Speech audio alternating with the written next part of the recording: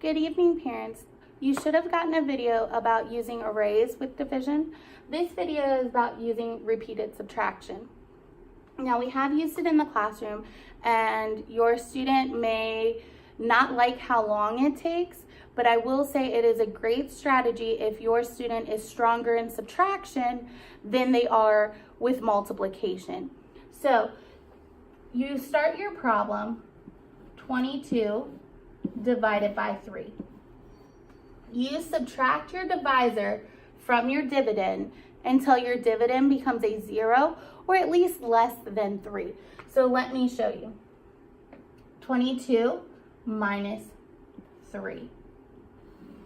Now, some students like to forget their strategies for subtraction. Do not let them not show their strategies for subtraction. And what I mean by this is they like to just do this part in their head. But the problem is they do that for so long that sometimes they skip a step. So I do like to see their work so I can go back and help them where they might have messed up. So 3 obviously can't go into 2. So we're going to borrow a whole 10 from this 2, making it a 1, and making this 2 a 12. So 12 minus 3 is 9, and we bring down that 1 for 19.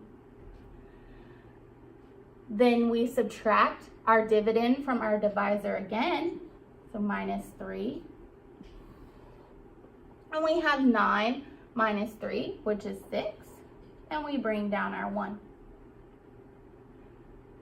That leaves us a dividend of 16. We're going to subtract the divisor from the dividend again, minus 3, and 6 minus 3 is 3.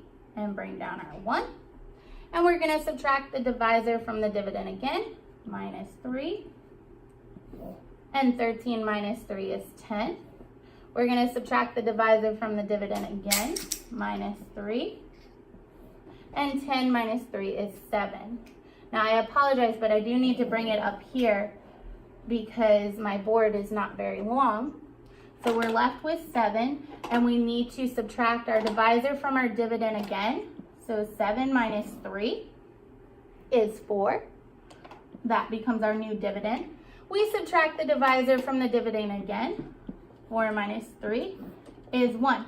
Now you will notice our dividend, our 1 here, is now smaller than our 3. So I tell the kids you can't go anymore. He is what's known as our remainder.